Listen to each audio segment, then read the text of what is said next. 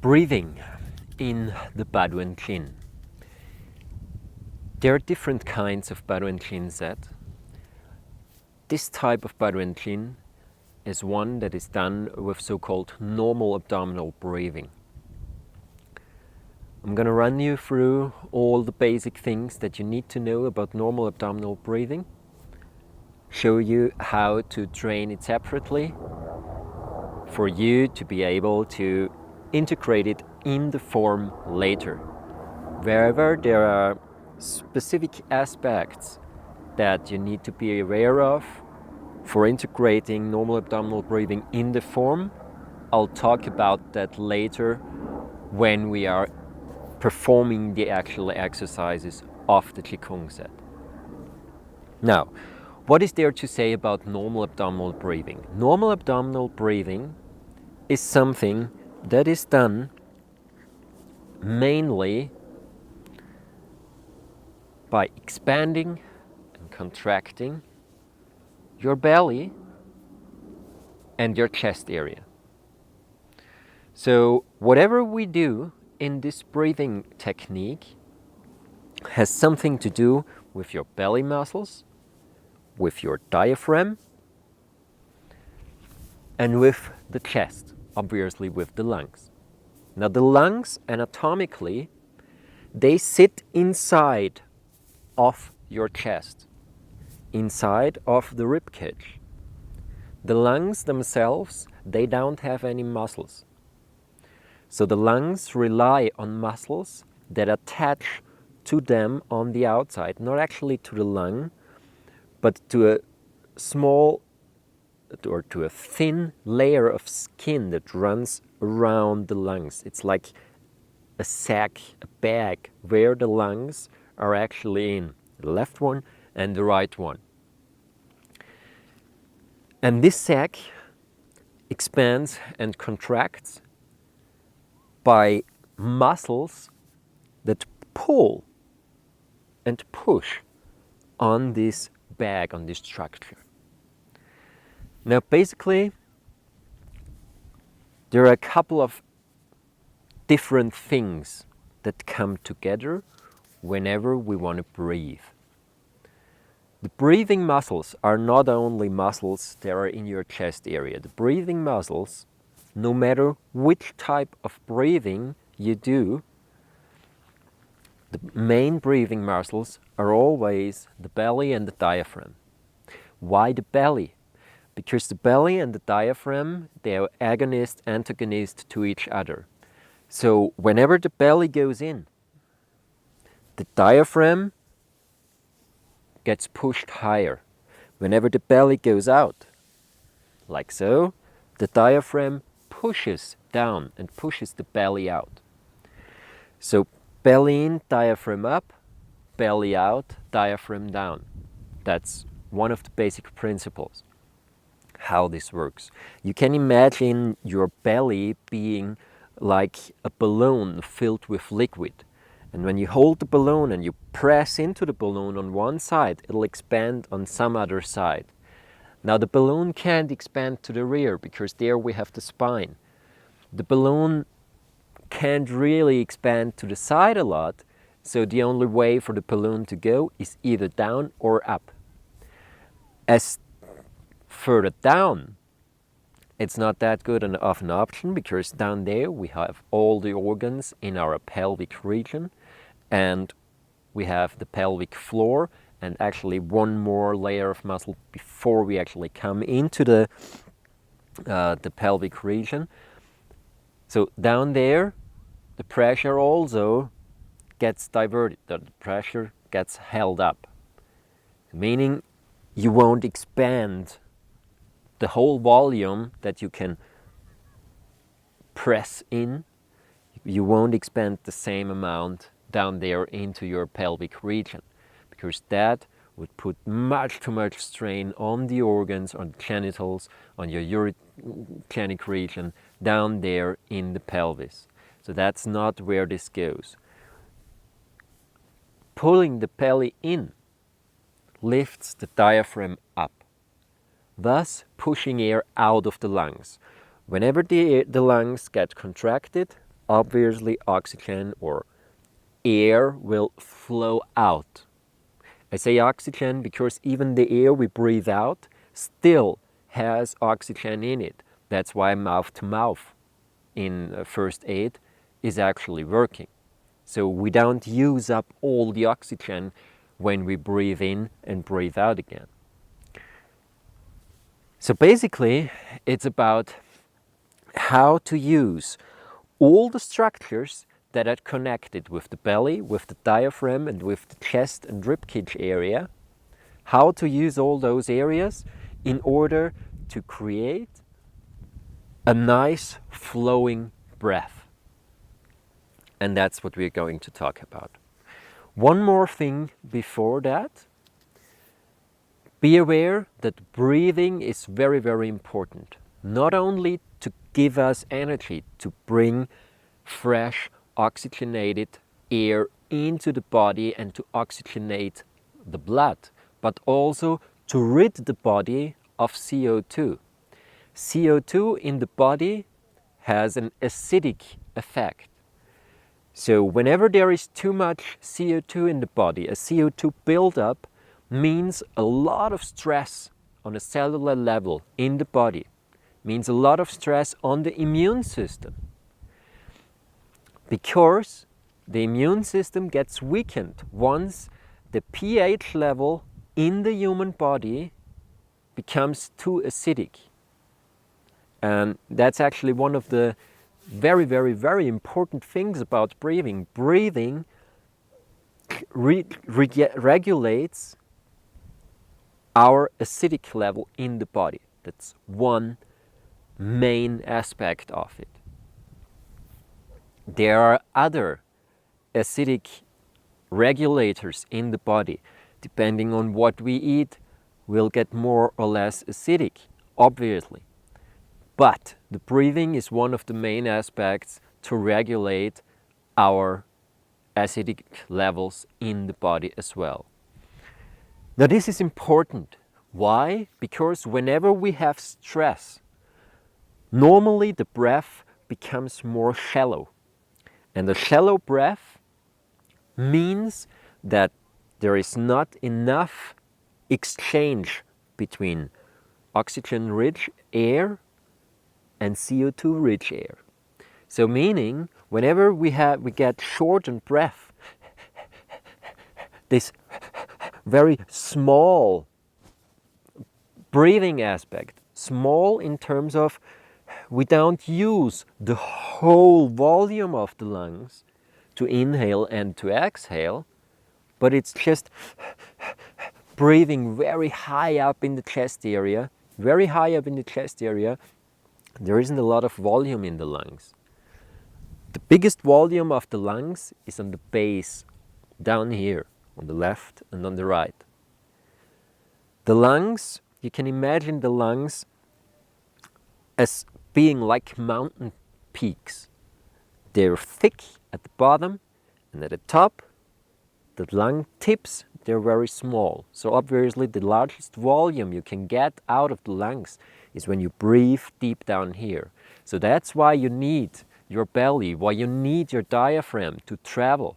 That's why it's so important for singers to have a trained diaphragm and to really use all their muscles down here in order to be able to generate the volume, to hold the tone and also the volume in the voice for a long period of time.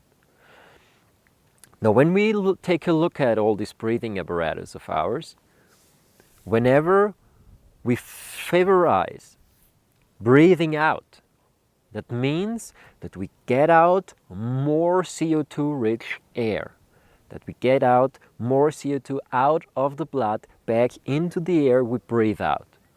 And this is very important because this directly translates to reducing stress. That's one of the reasons, small tip here, reducing stress is actually quite simple if you look at it from a physiological perspective. Because whenever you take back control of your breathing and you can actually manage to favorize breathing out over breathing in, and you get all this CO2 level in your body down, then your mind also automatically switches to a mode where it says, hey, what's going on? One of our central systems, my breath, tells me that there is no stress. So let's reduce this stress. Let's take it back a notch and calm down a little more. That's actually one of the reasons why, if you're afraid, for instance, you're on the back of your horse and the horse goes faster and faster and you don't know what to do, the best thing you can do, as silly as that sounds, is start singing. Because singing will put more awareness to the breathing out part. It will lower the CO2 levels in the body, and your body will reduce the stress, the internal stress, thus also taking you out of your fear. Okay, now, how do we do it? We stand here just completely normal, inside edges of the feet parallel to each other. How far the feet are apart doesn't really matter. Make sure that you can still move your pelvis quite nicely to the front and to the side. That's the main thing. Now, place your hands on your belly. And now just simply, without thinking about breathing, just simply pull your belly in as much as possible, and then relax, and then push your belly out as much as possible. And then relax again, and then pull your belly in, relax, and push your belly out. And relax. Now, why do I always say relax? Because in breathing, in normal abdominal breathing, we have two phases. We have an active phase and we have a passive phase. The active phase is, for the exhalation, pulling the belly in. Pulling the belly in means the diaphragm gets lifted up. Means the diaphragm pushes out air. I exhale. Once I've done that, now there is a lot of tension in my belly. The first thing is not to push the diaphragm against this tension. No. The first thing we're going to do is to release this tension out of my belly muscles. Then I can use my diaphragm to push out the belly even more, thus increasing the intake of air. That's the active part. Now, I've got this belly that's pushed out because of a diaphragm that's pushing my belly down and out. The first thing again I have to do is to release my diaphragm. The belly gets a little loose, diaphragm is loose. Now I can contract my belly, pull it back in, and breathe out again. So breathing in and breathing out is always consistent of two aspects. Active, breathing in, then letting go, which is the passive part of breathing out, then actively breathing out, then letting go, which is the passive part of the inhalation, and then actively inhaling, which is obviously the active part of the inhalation. Now this will help you to use the whole range of your breath. When you look at it physiologically, there is this whole volume that you can use. You will never ever be able to exhale all the volume of air that is in your lungs. There'll always remain some parts of the air back in your lungs. And that's good. That's very important. Because if that doesn't happen, then your lungs will collapse and stick together and you won't be able to inflate them again. So you'll never be able to do that anyway because we're built not to be able to do that. So there is a certain part of air that you can breathe in and breathe out. Now, between the absolute maximum of inhalation and the absolute minimum of possible exhalation, there is one area, it's about here. If that's my maximum inhalation, my small finger of the right hand is my maximum exhalation, then there is something here in between where my thumb is right now. It's a little bit closer to the exhalation. And that's an area where all the breathing muscles in the chest, the diaphragm, the belly are completely relaxed. It's the breathing calm point, you can call it. Now at that point, this is the point where all the breathing structures that you use anatomically and physiologically will always return to whenever you just let go. You can find this point quite easily. Bear with me for a second. Breathe in as much as possible, no matter how. And then simply let go. And now try to actively exhale even more. It's possible. Now from that point of maximum exhalation, just simply let go. And you'll realize a little bit of inhalation will happen automatically. And then, once again, you can inhale active. So, this calm spot of breathing is where all the structures that have to do with breathing are in a neutral position.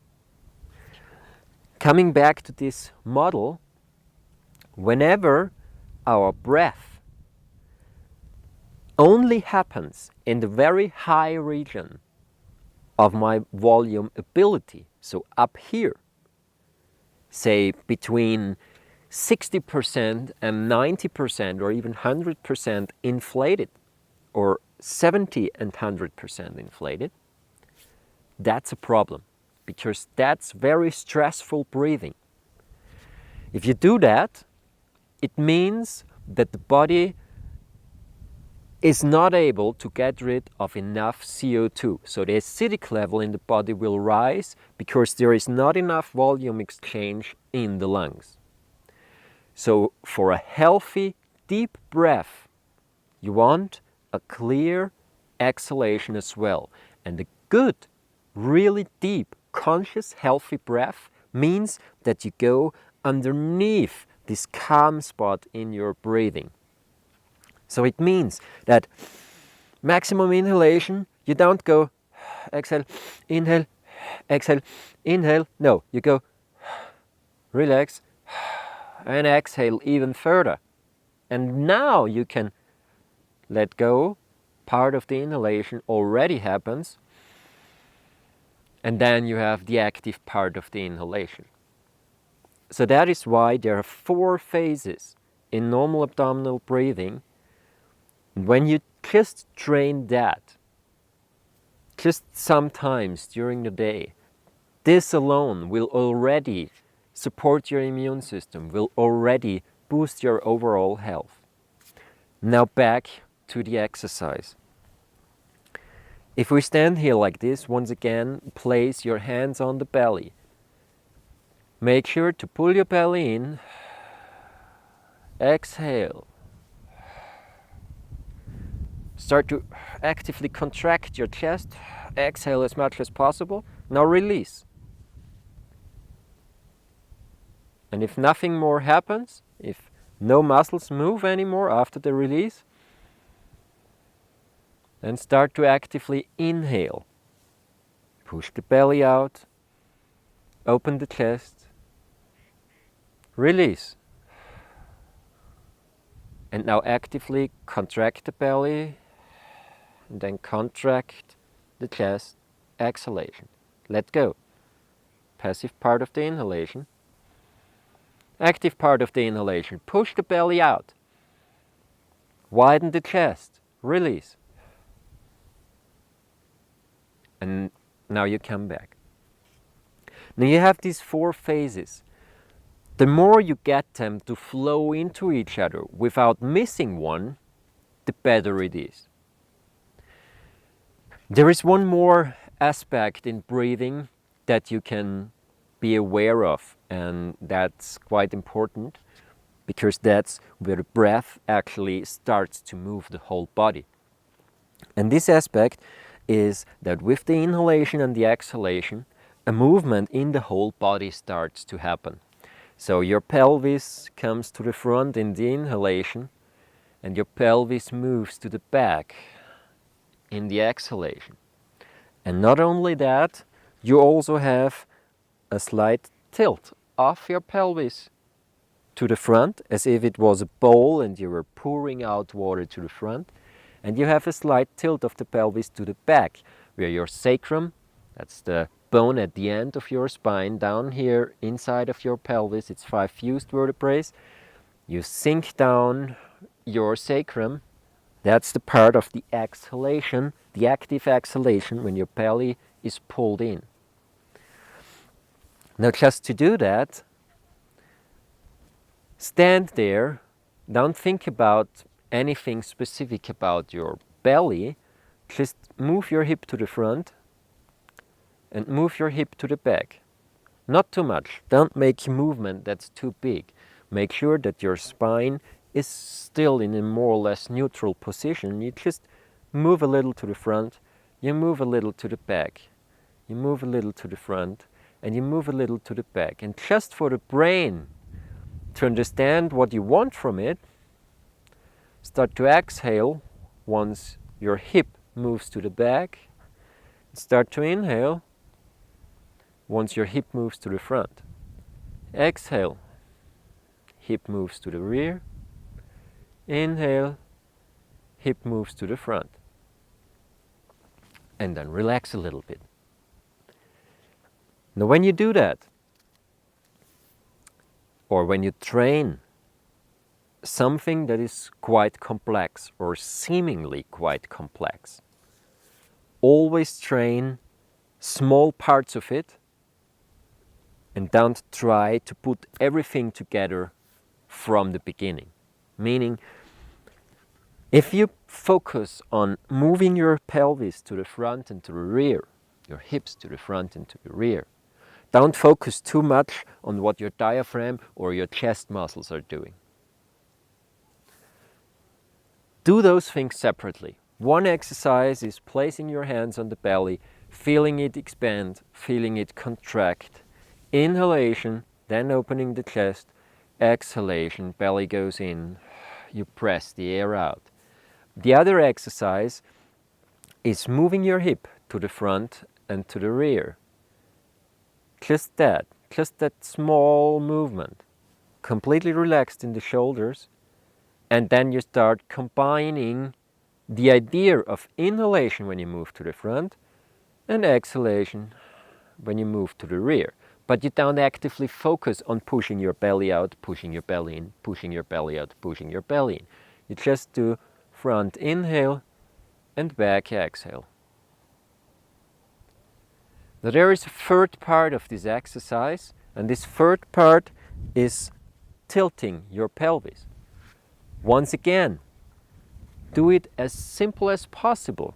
You stand there, the only thing you do is you tilt your pelvis to the front as if pouring water out of the bowl to the front.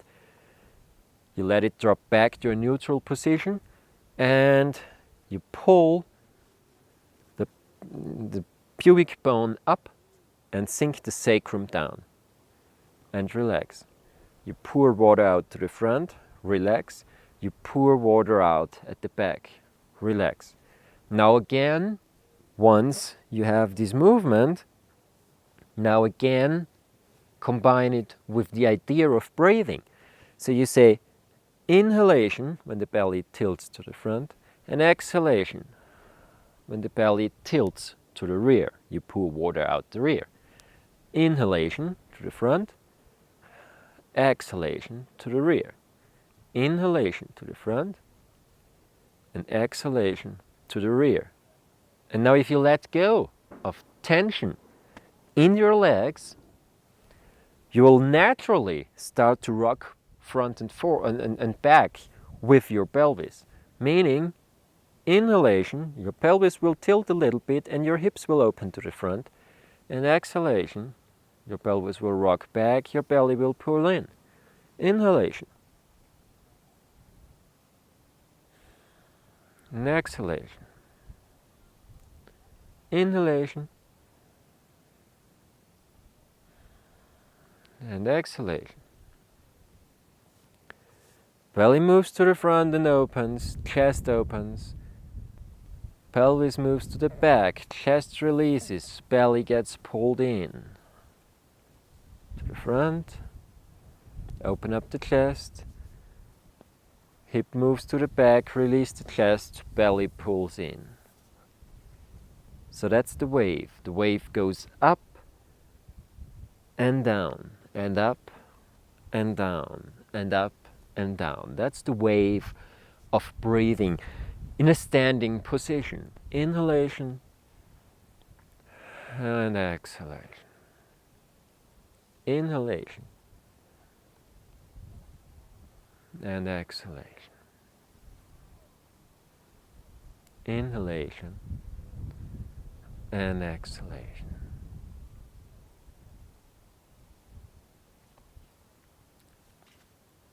All right. Do those separate exercises and then try to gently and slowly combine them into this one flowing wave of breathing. Make sure not to do it too fast, so not take your time, take a couple of minutes and maybe do 5, 6, 7 breaths, but conscious ones. Make sure that there is a clear and precise exhalation as well, because the exhalation is the extremely important part for relaxation, for getting out of stress, getting out of fear. And the inhalation fills you again with life force, fills you again with fresh air, fills you again with energy and with this new drive. So it's a permanent balance between inhalation and exhalation. Don't try to overforce the inhalation, because the exhalation is the very important part. And once you've exhaled very nicely, the inhalation will come much easier. It will naturally open you up a lot easier, and the air will flow in very nice and very, yeah, it's a very, very nice and amazing feeling once you get this breath flowing. It will help your immune system. It will help to start to feel the whole body, because it's a whole body exercise. Breathing isn't just something that happens here. There is a weight change on the feet naturally, because you're rocking back and forth. So everything gets set in motion. And that's very important, because later on in the exercises, we need this aspect of the breath, that everything moves every time. There is no holding your breath in any of the exercises we're going to do in this Baduan clean set. There are a lot of different breathing techniques. There is reverse abdominal breathing, there is prenasal breathing, there is Qigong, there is pranayama, a lot of different breathing methods out of the yogic tradition. There are many, many, many, many different ways how you can actually breathe, how you can use your breath, sometimes even with holding your breath. But they're all specific types of breathing. And so make sure that all you do is in a nice flow, in and out, and in and out. That's the main thing we need in order for all this to work properly.